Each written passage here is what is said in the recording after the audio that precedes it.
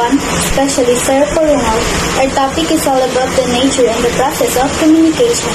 So we're hoping that by the end of this video, you will understand our lesson for today. Don't forget to enjoy our discussion. Thank you! But before we proceed, let's have a simple game. And if you get the correct answer, you will receive a 15 pesos loan.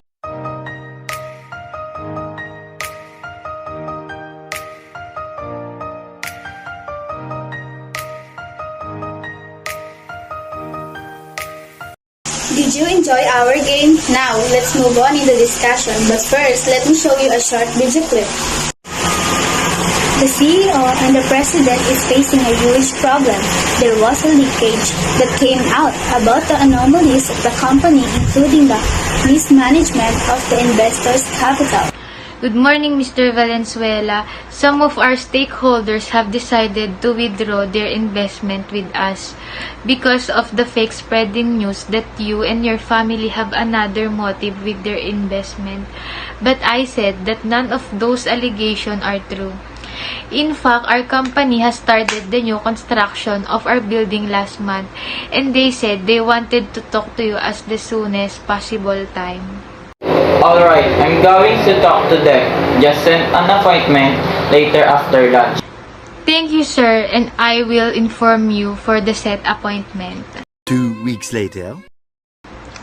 Good afternoon, sir.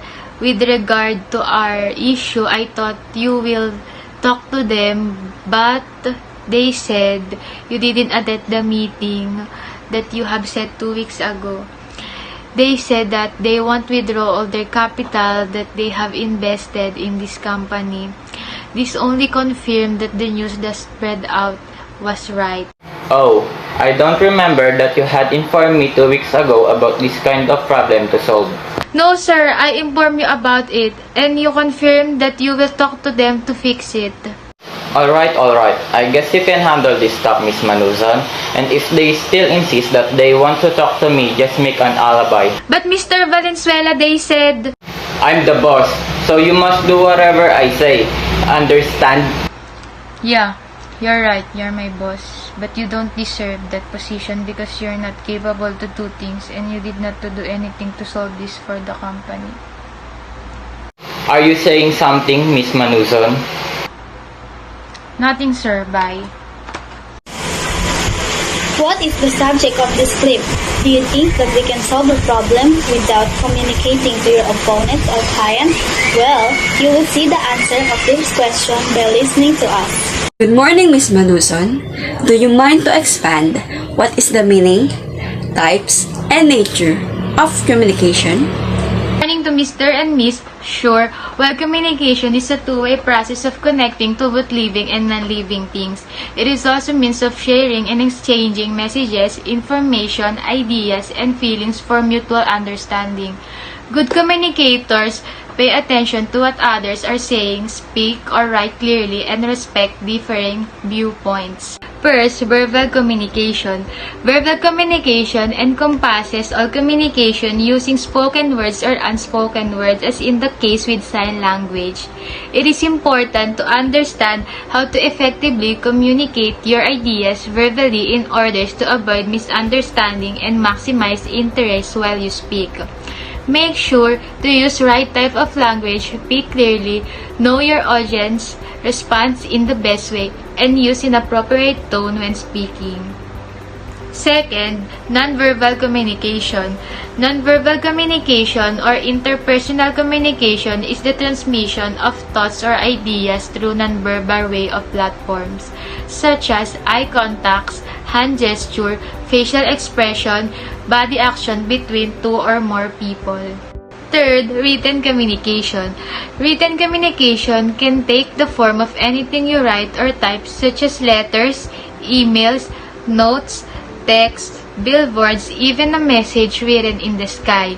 With written communication, it is important to know your audience, your purpose, and maintain consistency throughout your written message. Visual communication. Visual communication is one you may not have heard of, but is the one that complements the other types of communication well.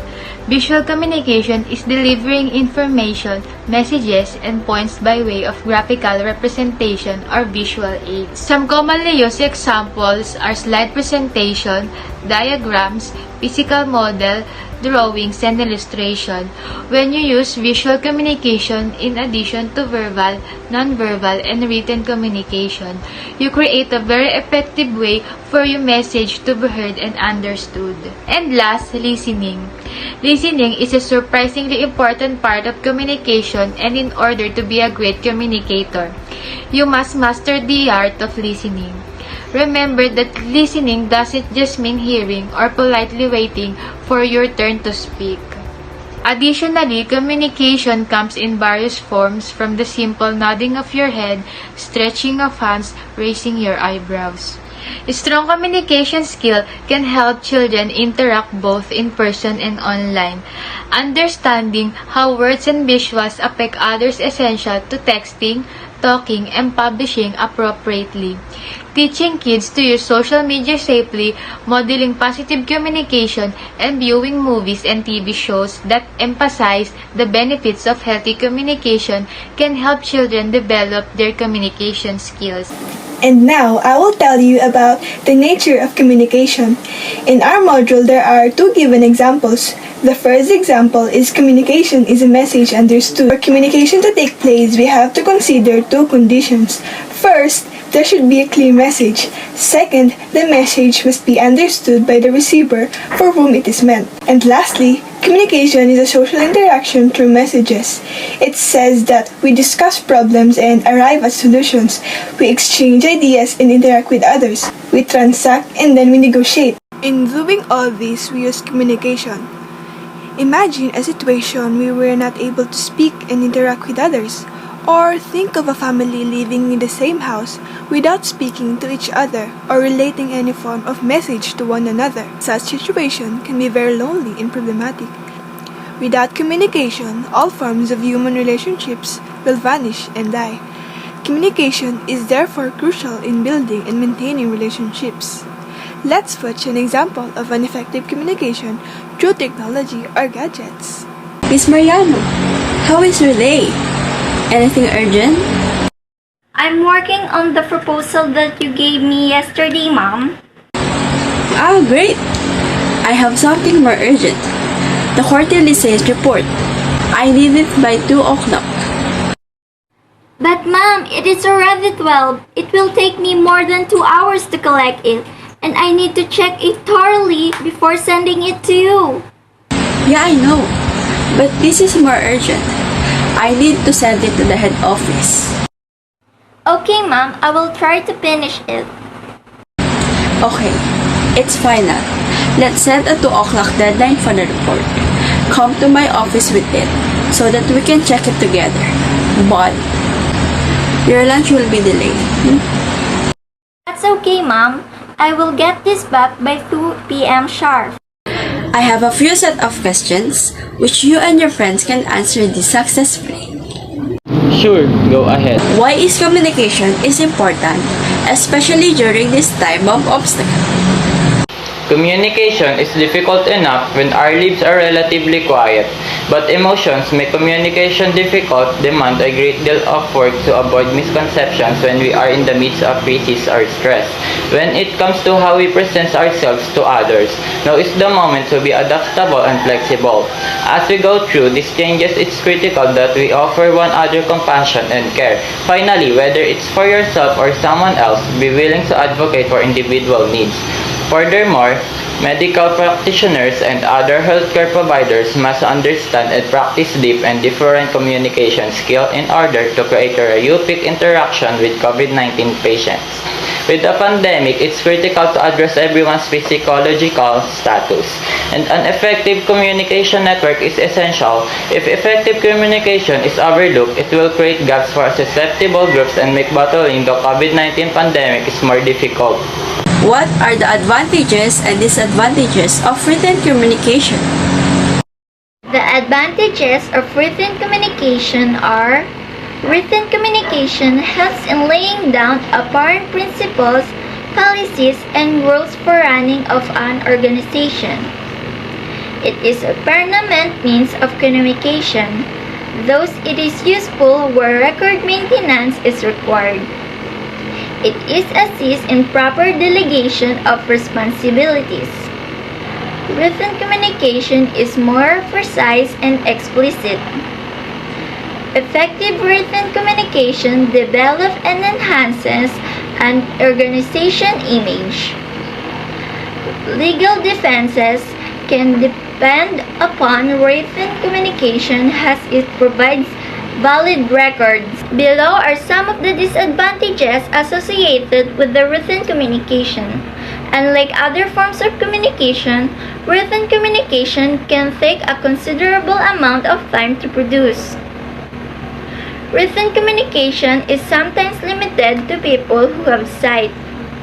Blind people or the visually impaired, for instance, cannot receive certain types of written communication. For example, a blind man cannot receive information from a poster or notice. Written communication are also not flexible. It is a very rigid means of communication. What are the disadvantages of using technology to communicate? Hello everyone, I'm John Lester Tating and about to tell you what are the possible disadvantages of using technology to communicate. Text messages, emails, and Facebook posts have taken over much of our social lives for many of us. Even though this is the new normal, we shouldn't forget about the good old-fashioned phone calls or face-to-face contact. Learning about the drawbacks of technological communication may motivate you to pick up the phone and dial it. Disadvantages of using technology to communicate. First, lack of privacy. You may believe that sending a fast text or IM provides greater privacy than making a phone call in a crowded place. Although the initial conversation was private, the recipient may unintentionally or intentionally share the instant message or email with others. Not only will you be able to refute the communication, but it may also be embarrassing and even harmful depending on the substance of the message. If you need to send a critical message, you should do so over the phone or in a private conversation. Third, distraction from real life. People who rely on technology as their major mode of communication may develop tunnel vision as a result of their obsession with their devices. These thumb talkers may lose sight of their job obligations, ignore connections with family and friends, and become unsafe drivers without even realizing it. And last but not least, potential for misunderstanding.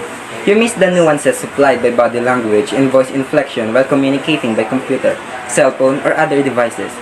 While you can always end a light-hearted text with a wink or put in all caps to emphasize the seriousness of your message, your words may still be misinterpreted. We're here in the last point of our discussion. There are 5 steps in communication process, and these are: number 1, idea formation or ideation. Number 2, encoding. Number 3, channel selection. Number 4, decoding. And lastly, number 5 is feedback. So first, let's talk about idea formation or ideation. Idea formation, or also known as ideation, refers to the formation of ideas or selection of a message to be communicated. Next, encoding. Encoding is the process of turning your thoughts into communication. It also refers as putting your ideas into a message by using some mediums. It could be through cell phones, messaging, email, FB Messenger, and face-to-face meetings. Next is channel selection. We couldn't actually say that channel selection is a process, but still, it could be. Because this is where you'll choose your medium or the way how you'll transfer or send the message. Next one is decoding. So decoding is known as the process wherein we will turn the message we have received into thoughts. And lastly, feedback. Feedback is the response that the receiver will give to the sender of the message. Just imagine, why would you buy something from Shopee or Lazada? Or rather say, when you buy something from Shopee or Lazada, the app will ask you whether you want to give some feedback on how the item being delivered, how's the packaging, at the time span, and upload to center if ever. Okay, so now I'm going to give you a brief summary about what we talked about a while ago. First, Communication is a two-way process of connecting to both living and non-living things. Second, strong communication skills can help children interact both in person and online. Understanding how words and visuals affect to others is essential to texting, talking, and publishing appropriately. Third, communication is a message understood. Fourth, communication is a social interaction through messages. Fifth, the communication process refers to a series of actions or steps taken in order to successfully communicate. And that will be all. Thank you for listening.